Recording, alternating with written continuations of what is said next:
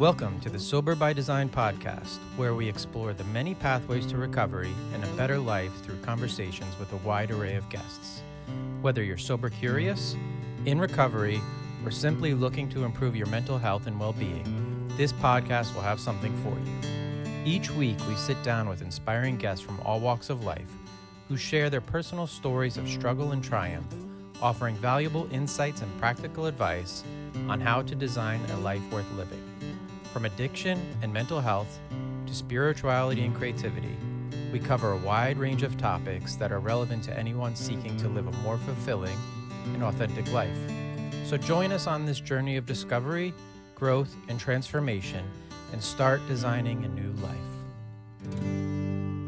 All right, everybody, welcome to the Sober by Design podcast.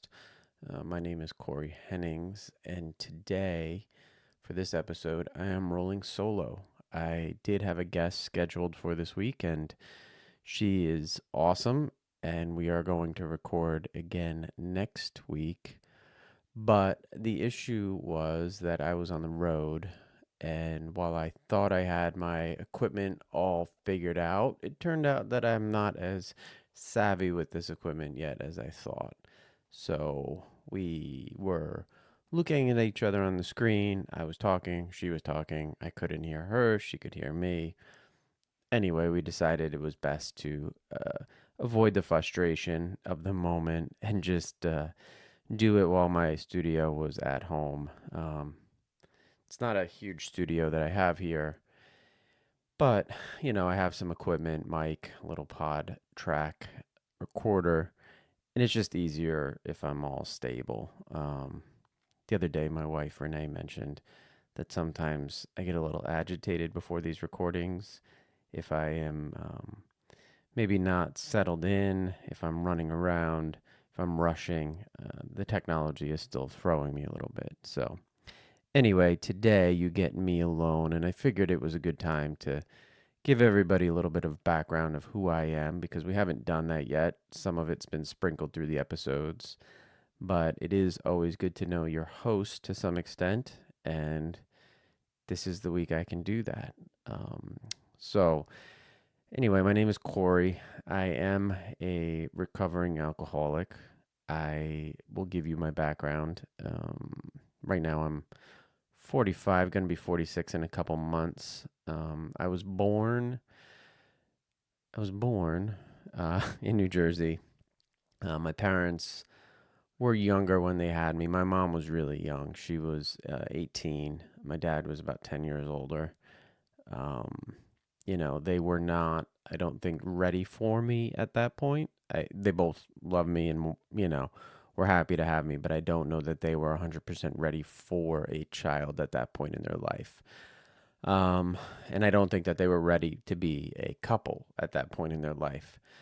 So they got divorced rather quickly, and then I lived sort of between the two of them, and that setup continued for a little while. There was a lot of different homes as far as I can remember at that part of my life. I was, a lot of apartments, a lot of smaller spaces, but I was always, under a roof. I was always fed. I was always loved by a lot of different people. There was aunts, uncles, cousins, grandmas, grandpas, anybody that you could think of was involved in my life. A little bit further down the road, my mom met a man who would become my stepfather, moved in with him, my uncle, and his wife. And that was when I was about, I would say, in kindergarten, first grade. And we kind of lived there for a couple years. I was still traveling back and forth every other-ish weekend to my dad's. I saw him frequently, not as frequently as the schedule determined, but or the schedule said. But anyway, I was around a lot of younger people early on, and they were all kind of doing their thing with, alcohol and drugs. And while it wasn't in my face, I think I must have picked up on some of it, and that's not to say that that's what brought me down my road, but it is a part of the story. for sure.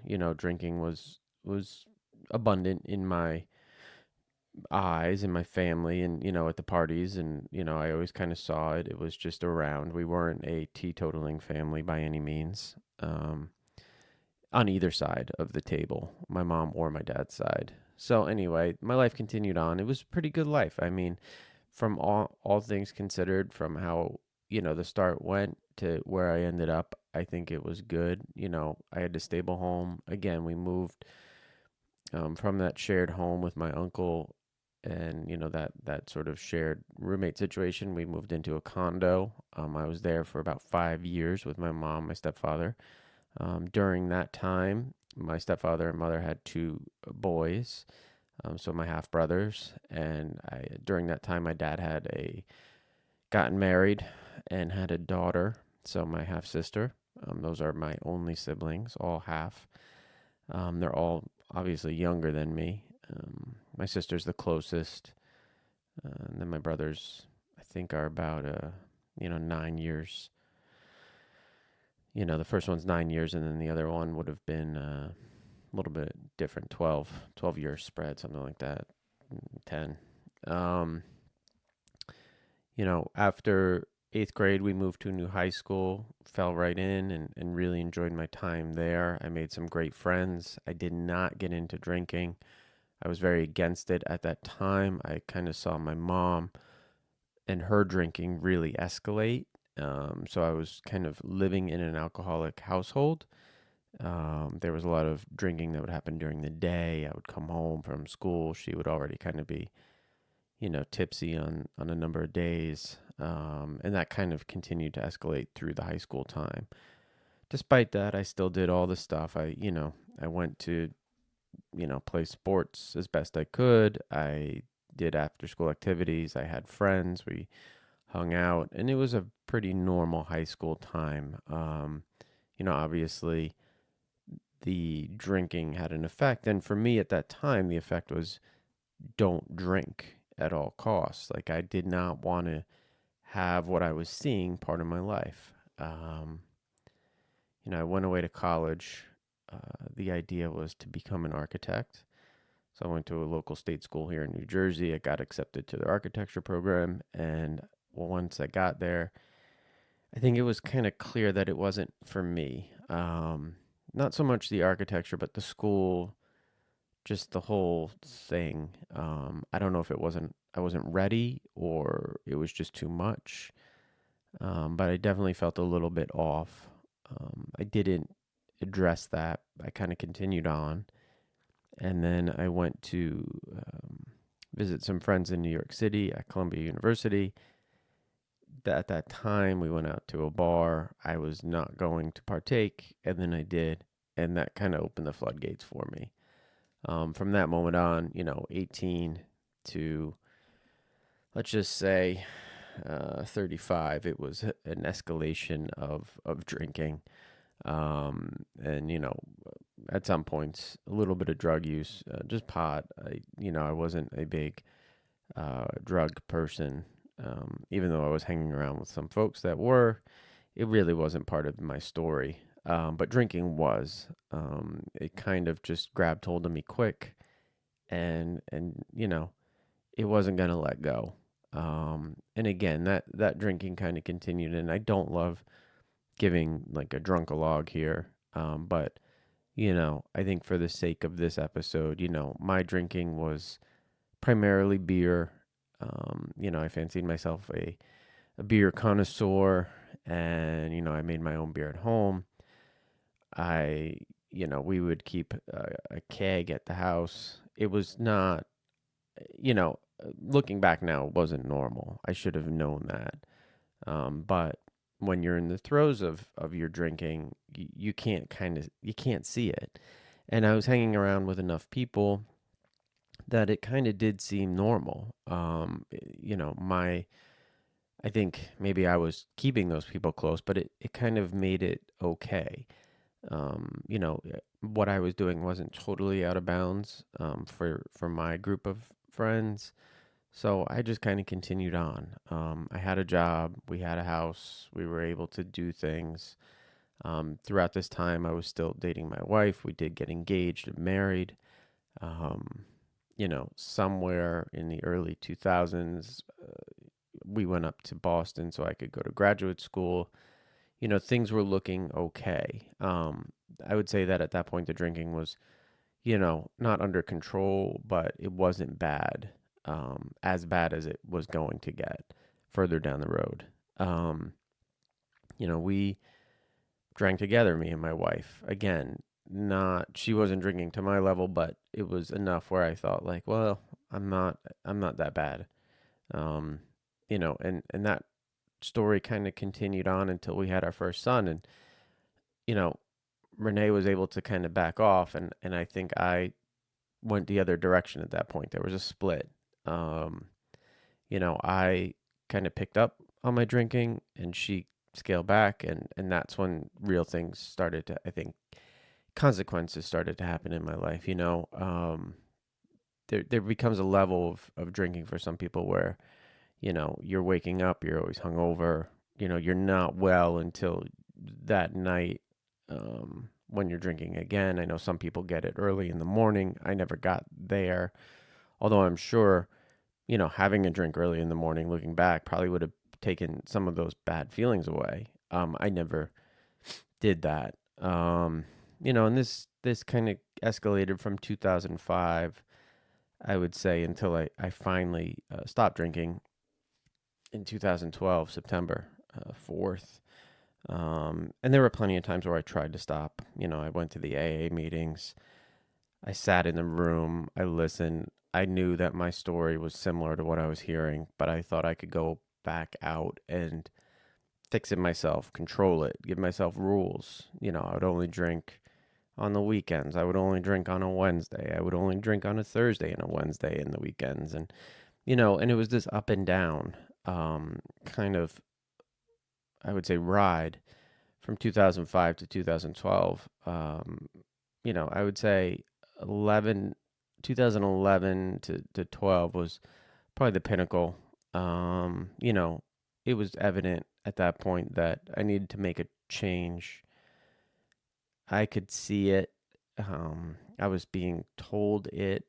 And then one day, it was the day after my wife's birthday. I think I've told this story maybe on a couple other podcasts and maybe even on this one. It was my wife's birthday, and we had a party. We had people over, and I was cooking. And, we had started cooking early in the morning outside. I started drinking early in the morning, 11-ish, something like that. And I think I passed out by 4. Woke up the next day in bed. She was not there with me. I kind of knew that something was completely off. I knew at that moment if I didn't make a change, I would kind of lose everything, right? I just knew that from that moment on, if I didn't stop drinking, it was just going to get really worse for me, and I would lose my family. At that point, we had both our boys. My older son was probably 7, 8 at that time, 7, and then my younger son was just over 1. And I knew I didn't want to lose my family. At that point, I had done a lot of therapy with my wife. We had gone to couples therapy. I had done individual therapy. I knew that the life that I had is the one that I wanted.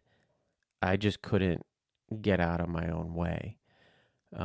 So anyway, she was sleeping in the guest room. I think the boys were still asleep. I got up, took a shower. I think I might have said goodbye to her. I don't even remember. Went to work. As soon as I got to work, I opened up my computer and found a AA meeting close to my office, and I spent my lunch break there. Um, you know, that lunch break meeting cadence continued for a long time. And that's how I started my path on recovery. It was AA. It was going to meetings, sitting in a room with a bunch of retirees and maybe a couple people close to my age, but mostly retirees, and just listening to their stories. Listening to the readings from the book, hearing ideas about tools I could use, and going home and doing my best to live my life without alcohol. Um, you know, I had done a lot of damage up to that point. So, day one, my wife wasn't impressed. Day seven, not impressed. And, I think I was hoping, as most people who, you know, start this path, we all think like, well, immediately our loved ones are going to just fall over and say, "Oh, you guys are the best and you're doing awesome. And I can't believe that I was ever mad at you. Let's just be happy." And that is not the case, and it wasn't the case for me. It took a lot of time. And this is an instance of, showing somebody that you are serious, showing them, you know, instead of saying you're sorry, you're showing them that you're sorry. And you're showing yourself that you are sorry through this point too. You're really starting to get your new being about you. You're growing, you're grieving the loss of drinking, you're grieving the loss of these friends that are falling off, the friends that you went to the bar with, the friends that you drank with, all these people that, you thought had your best interests in mind are now starting to shed off, and your life is changing completely. I was at this point losing friends to some extent that I had had for years. Relationships were morphing, maybe, not, not the same because I couldn't go out with them yet at that point. The relationships with my wife and my kids were changing. And I would say that all those were changing for the better. I was seeing for the first time in a long time what I was missing out on. I was my eyesight, I want to say my eyesight was getting clearer, but it's not eyesight, just like I was seeing things clearer. I could see that I had built a life that was worth living, and so I started to live it, and I think that happened. I couldn't tell you the exact time, but somewhere at that 6 month mark, I think things started to really kind of shift. I decided that, you know, I was going to take this recovery thing seriously and live my life fully. For me, I continued on in the AA model for a while. It was helpful for me. I really loved hearing the stories that people were telling at the meetings. I was accountable for sure to those people, which helped me a lot. This sense of community and accountability became really integral to my recovery. Um, also through this, I was coaching youth sports, so I was accountable to yet another group of people. And I think that accountability really helped me. It's a strong cornerstone of my recovery still to this day is accountability. How many people can I sort of build into my network that I'm accountable to, in my mind, who are counting on me to bring my best self to the table. And for me, that tool, I think, is probably the key to the whole thing. I find myself, always putting myself in positions of service. And because of that, again, I build this idea of, okay, I'm accountable to kids I'm coaching. I'm accountable to, my job. I'm accountable to the community. And for me, that became a very strong motivator, a strong tool. And, I continue to push that to anybody that I talk to about recovery. So that's a little bit about how I started, my recovery journey. So that takes us to about a year, I would say. Um, AA fully, starting to build out these new communities and diving a little bit deeper into my family relationships. And I think some of those things are really good in early recovery, right? Like finding that community, finding the relationships that are meaningful to you, and then finding outside things that you could do to help sort of navigate this new sense of time that you're going to have.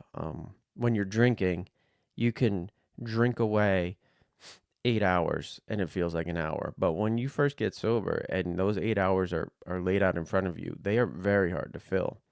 And I think a lot of people have a hard time with that. So finding things to do, coaching, working in your community, you know, getting a part-time job, going to the gym, taking a walk, just sitting down and spending time with a loved one, or reading a book, or watching a series of TV shows that you've wanted to watch for years. All these things can help you kind of fill that void and shorten that 8 hour period so that you're not feeling like you're holding on for 8 hours. I think that was a huge part of that first year for me, was just, navigating that sense of time that I felt. So anyway, that was that time. Over the next couple of years, I continued with AA, but I definitely turned it down a little bit. I started to see people in that group say, well, if you're going to stay here, you got to do the steps, you got to have a sponsor. And I tried that, but it wasn't for me. I don't know if it was the people that I tried or just the idea of it, sharing, all these secrets that I had with somebody that I barely know, kind of getting, training from somebody who I don't know if they had any training themselves. I don't know what position they're in to give me advice, and it just seemed a little off at that point in my life. So I kind of stepped back a little bit and started to think about other tools that I could find and use to help me through my recovery. And again, I felt comfortable at this point. I had built a little network. I had my accountability, and I wasn't fully abandoning AA. I just wasn't going, 5, 6 days a week. I was gonna turn it down to 1, 2. Find one meeting that I really liked, continue on that, but then supplement it with books, or something else. And around that time, I found podcasts. Sobriety podcasts were popping up, and Instagram, I think, was popping up for me at that time. So I found a good sober community on Instagram. I found some podcasts that I really liked. At the time, I think the biggest one was the Home Podcast. And then there was Since Right Now was around at that point. And I think between those two, Recovery Elevator was another one. And then there were just some speaker podcasts that you could kind of listen to, basically an AA meeting on a car ride. Those all really helped me through that period. And then, so I was getting information in through the podcast, and then I was getting my community through Instagram. And all of a sudden it felt like, wow, this is a legit, mode of recovery support. And one that I think almost resonated more with me because I was grabbing stories from all over. I was listening to experts on podcasts. I was interfacing with people in recovery all day. There was posts going up. I was putting posts up. We were all kind of keeping each other in check, and it really became a tool, and still is, I would say, a huge tool. So again, another cornerstone for me became this digital recovery space. So cornerstone 1 is accountability. Cornerstone 2 is this, recovery platform online. And I think, for me, those two things are invaluable, and continue to be. Again, online, I got more accountability. Now my network of sobriety peers is grown exponentially. People know me, I know them. If they disappeared for a week or two online, I could check in. If I disappeared, they would check in. So it really felt communal and real. I think it's an amazing space. I mean, if you go on Instagram today and type in sober curious or sober life or sobriety or recovery, you'll get thousands and thousands of posts, and you can just connect with tons of different people. And, maybe you don't find your person day one, but you'll find your people day two, day three, four.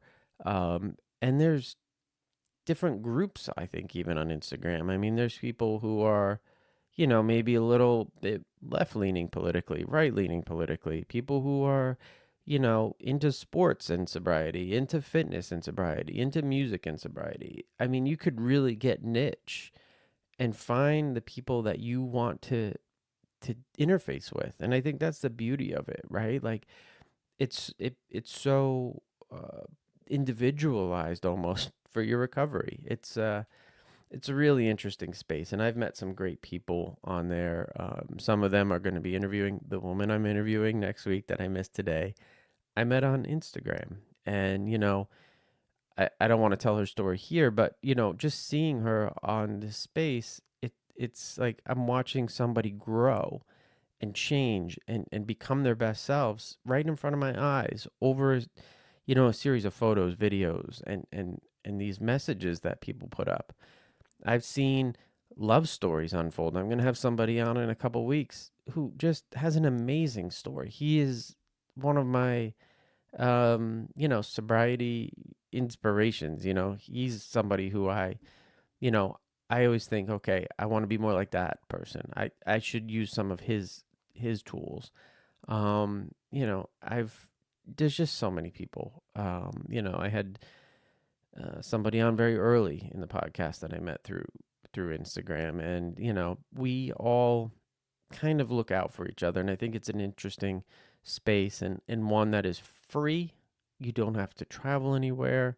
If you're early in your recovery and you've lost your license, or you don't have access to transportation, or you live in an area where the closest AA meeting is an hour and a half away, Instagram's right there.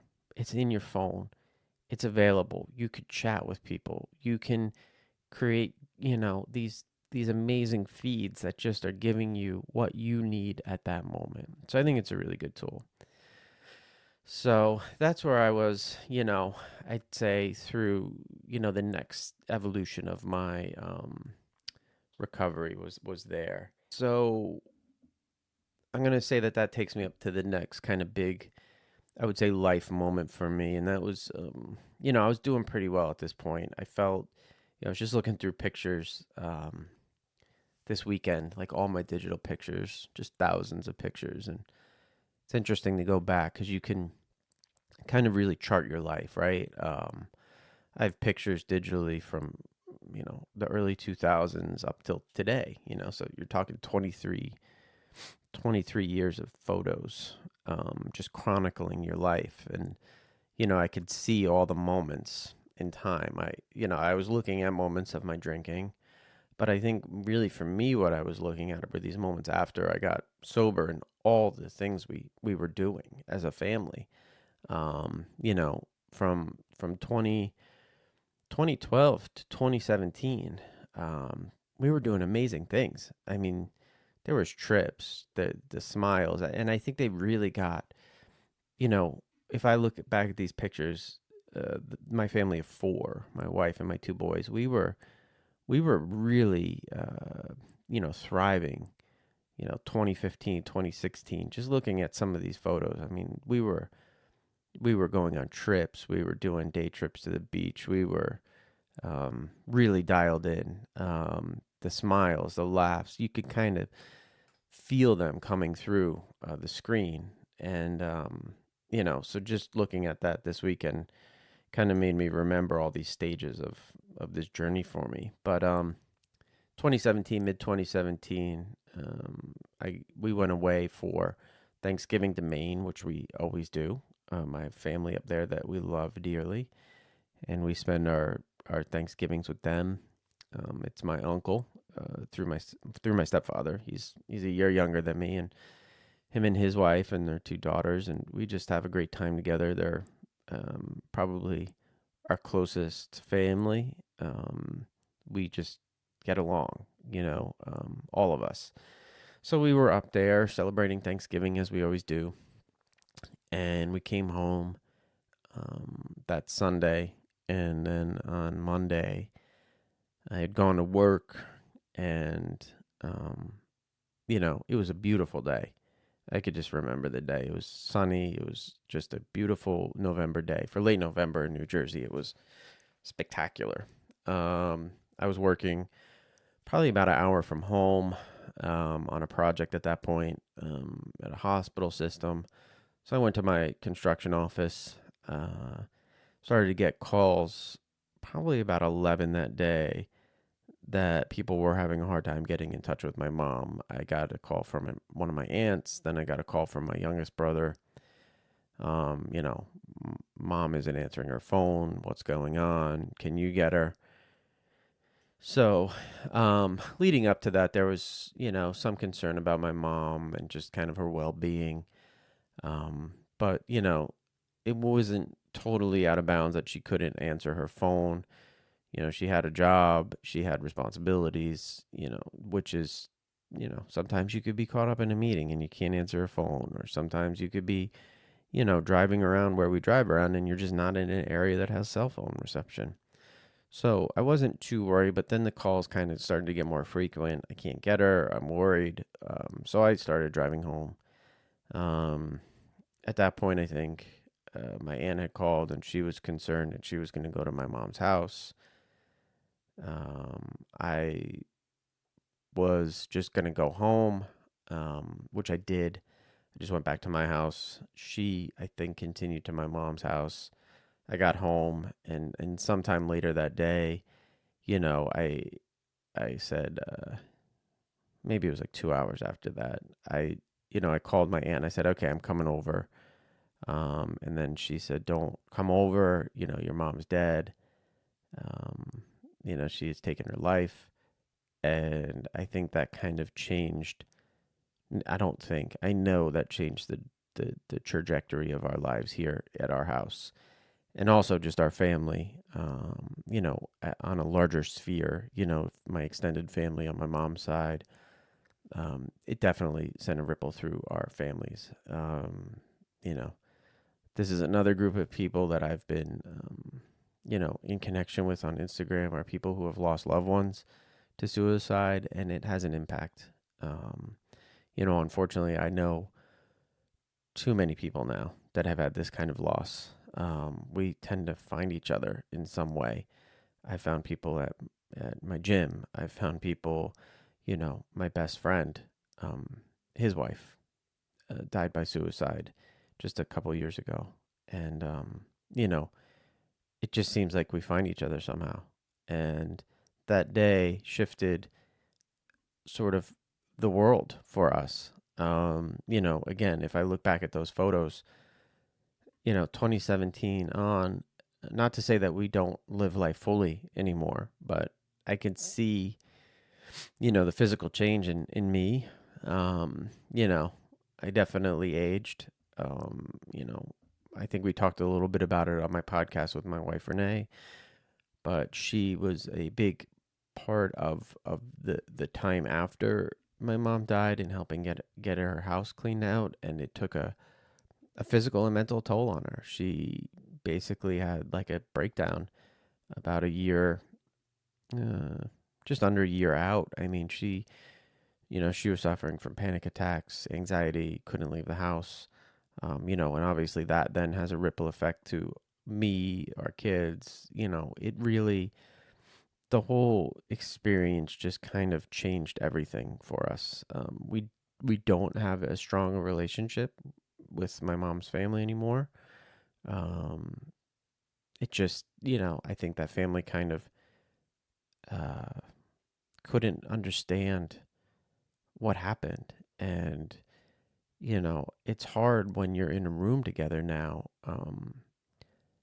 to look at people who knew her and were close to her. I think we all kind of, when we're in those rooms together, I think we see her, in each of us. And I think it does something to you as a person. You're looking across the table at, her brother or her sisters, and they're looking at me as her kid. And I think we all kind of see her, and it kind of throws us off. And I don't know that we've really, really grappled with that yet as a family, and I think, unfortunately, um, it's a time thing, even though this November will be 6 years. I think we're getting better about it, but I don't think that we're fully there yet.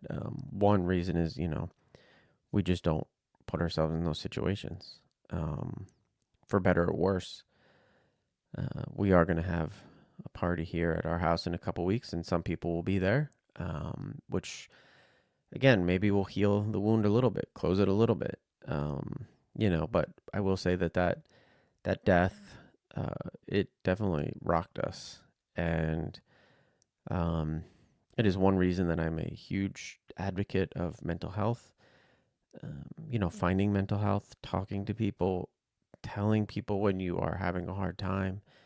When people that I work with are stressed out or overworked, I am the first one to suggest a day off or to take a break or raise their hand for help. And, you know, I try to do my best for myself. We try to do our best in this house, and we still fall short. It's a hard one to navigate. I mean, if you have a broken leg, you are going to sit on that couch because you have a broken leg. But, with our mental health, we tend to think that we can push through. I don't know. I don't even think it's uniquely American. I think it's uniquely now.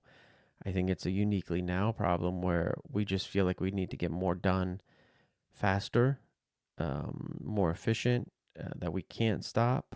And, okay, I'm having a hard day. I can get this done regardless. And, I think what needs to happen is we need to slow down a little bit, enjoy the time we have. And again, I talk it, I try to live it, but I fall short sometimes. And it's something that I'm continuing to work on as a person, day in and day out. And these mental health tools, I think, have kind of, come together with my recovery tools. They're almost interweaved at this point. I don't think I can separate one from the other right now. Um, what I do for my recovery, I think helps my mental health, and vice versa. So, I'd say from 2017 on, that's kind of been my journey. I have my I'll call her my full-time therapist who's helped me through my grief. That whole journey was tricky. We had a very I had a very challenging estate to close out. Not to get too technical into death stuff, but you know, my advice to everybody: have a will, have all that worked out, because if you don't, you're leaving somebody a real headache. There was for me, it was almost a year to close out my mom's estate. There were some court visits. I was on a stand. It was a little complex in nature, but we got it done, and but it just took a toll. I don't think it had to be nearly as challenging as it was. A couple years after that, my youngest brother passed away. He had a long health battle. He passed out in the middle of COVID, which was hard on all of us because, it made the whole situation tricky. He was living in like a long-term care facility. So sort of the end of his life was rough because there wasn't a lot of visiting hours going on, through COVID. Um, Nursing homes particularly were very locked down. That's where he was living. He had, at that point, pretty bad kidney disease, and his time out was to go to dialysis a couple times a week, and that was his life. Sitting in a room and going to dialysis, and he made a choice in the middle of that to just stop his kidney treatment. The thought was that he was going to be able to pass at home. Um, surrounded by everybody that loved him. And unfortunately, um, there was some equipment that we needed at the house, and it was delayed. So he went to a hospital instead of the house, which made visiting, again, because of COVID, a little trickier. We all got in there other than the kids, because it was one at a time, and just it wasn't an ideal situation. And anyway, he did pass away, and I don't know why I'm trying to interweave this story anymore, but I felt it was important to tell. But he he fought for a long time.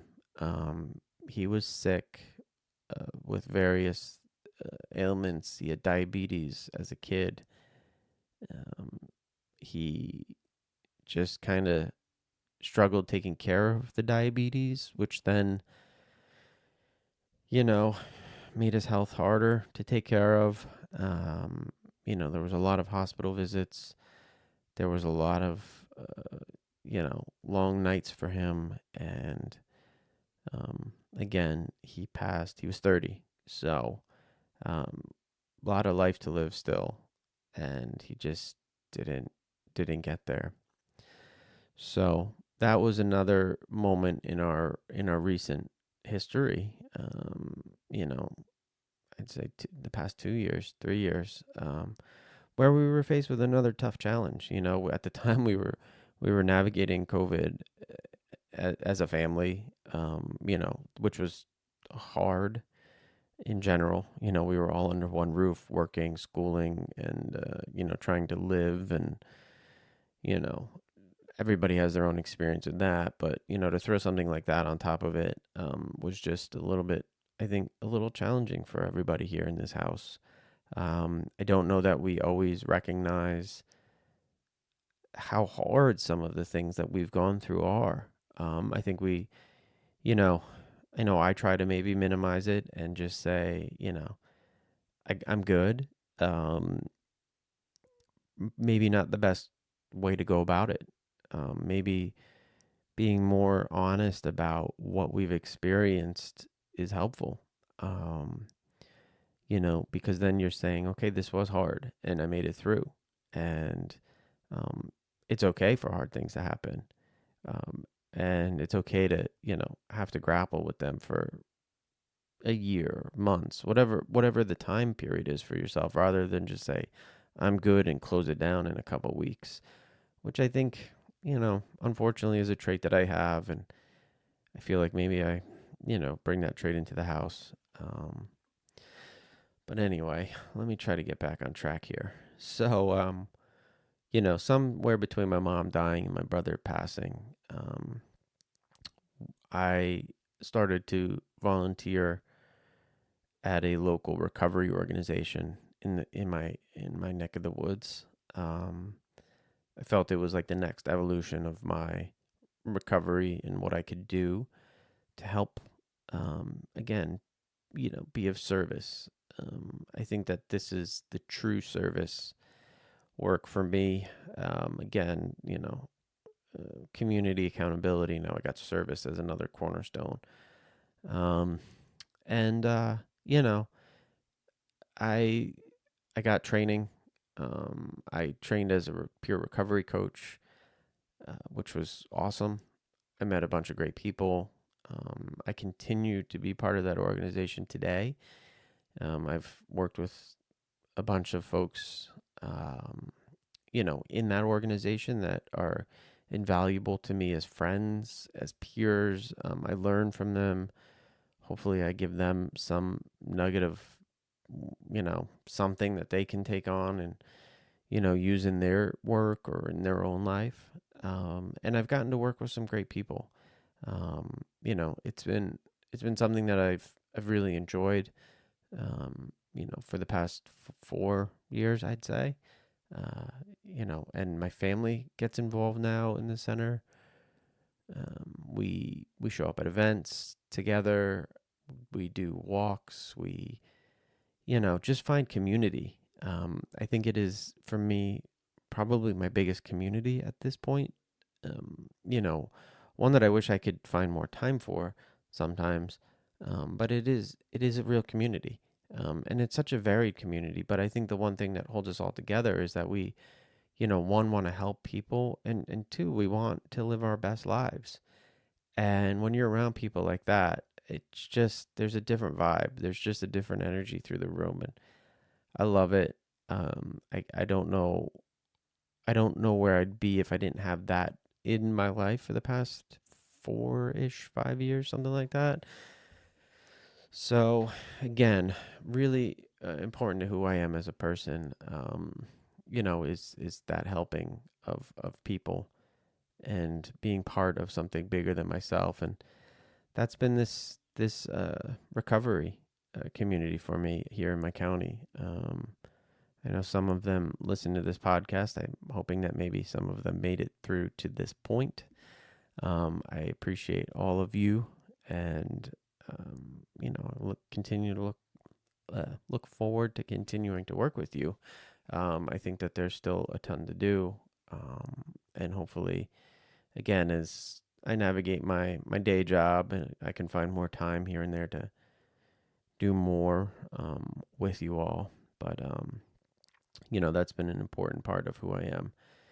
And then, just the last part, and I think it's the most important for me that I want to touch on today is, you know, I didn't get into I didn't get sober to just focus on the sobriety part and the nuts and the bolts of how I do it and why I do it, and going to meetings and recording this podcast and doing all that stuff.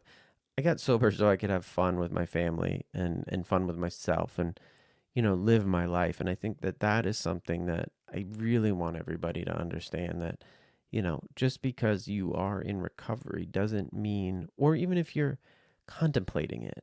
And I think that this is probably the people that this is most important for.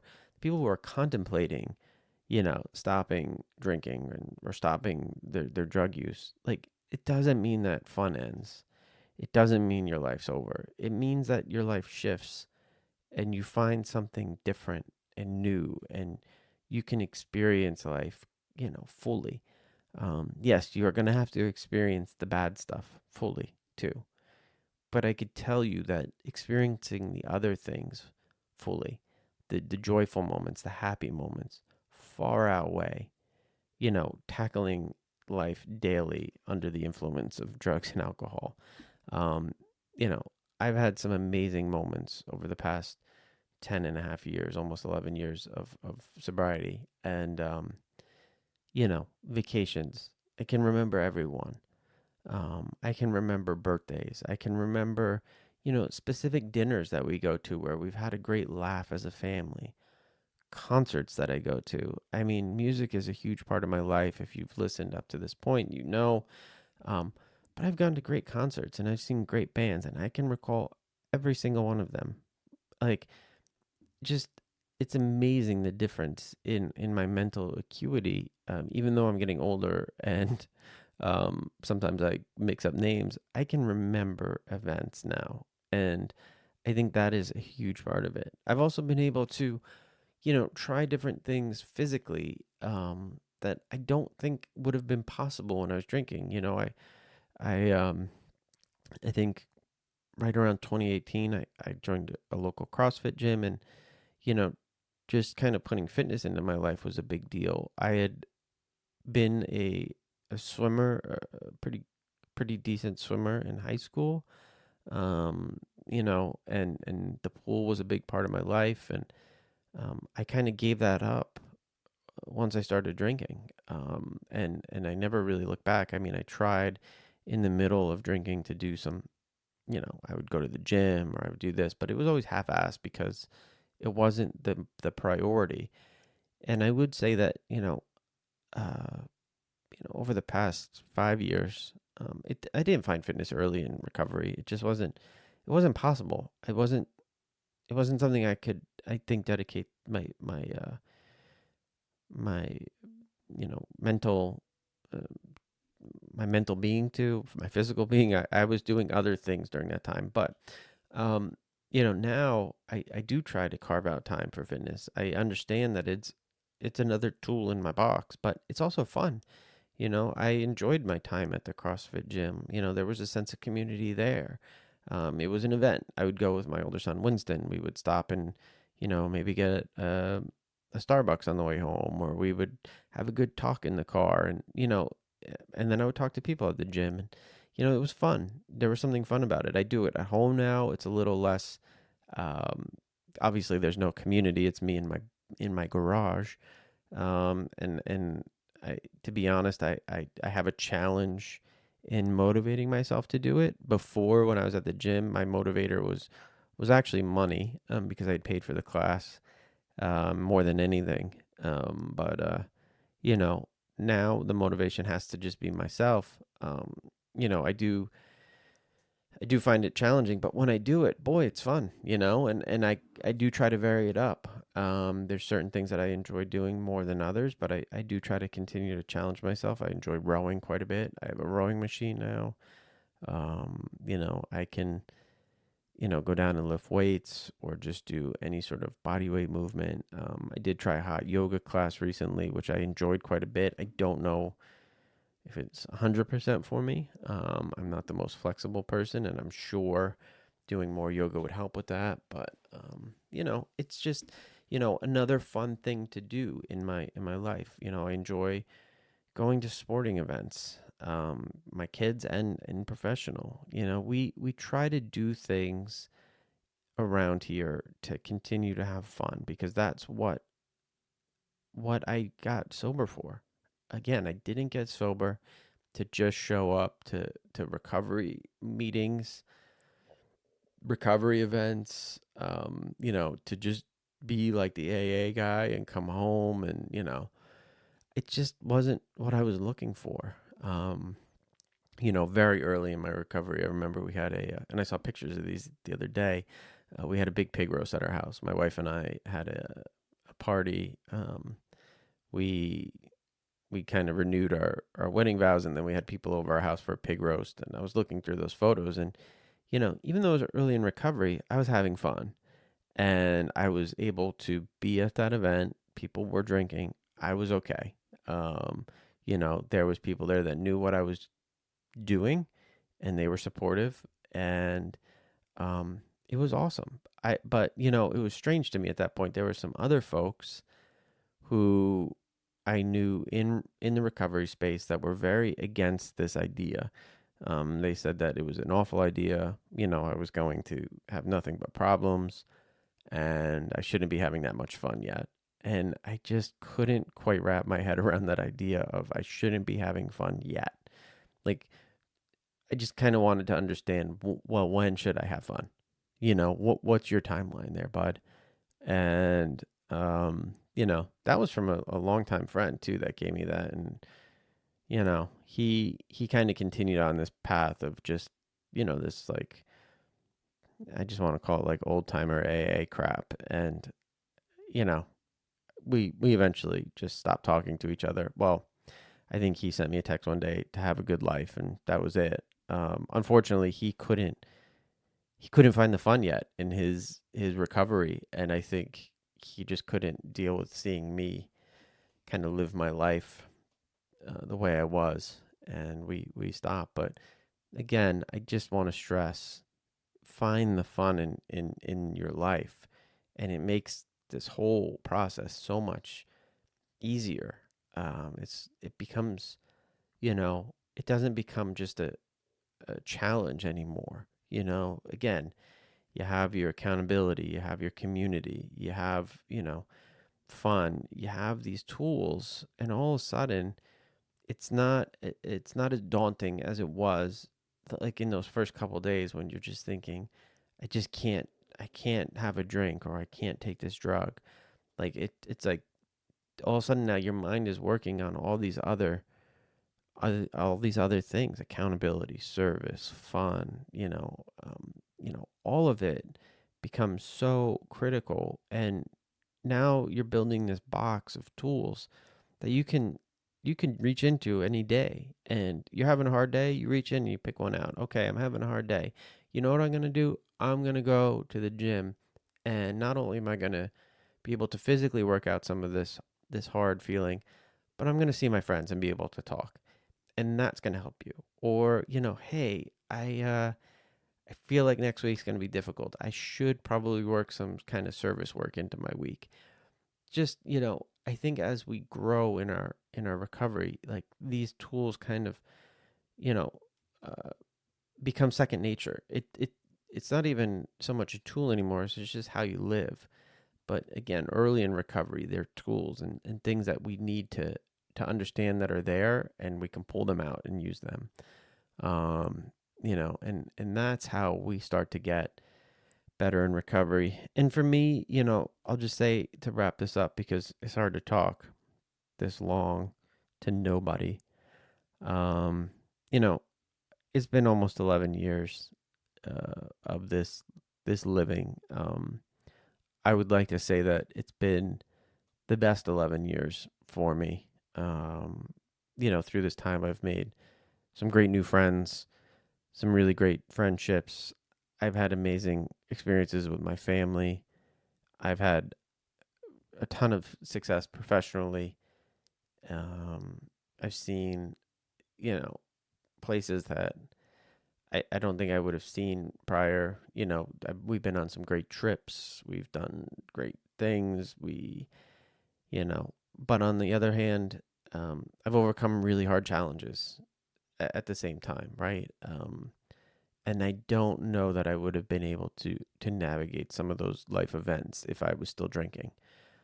So as much as I want to say it's been all great, there's been hard things, but I could say I didn't make them harder by drinking through them. And I think that for me was just a blessing.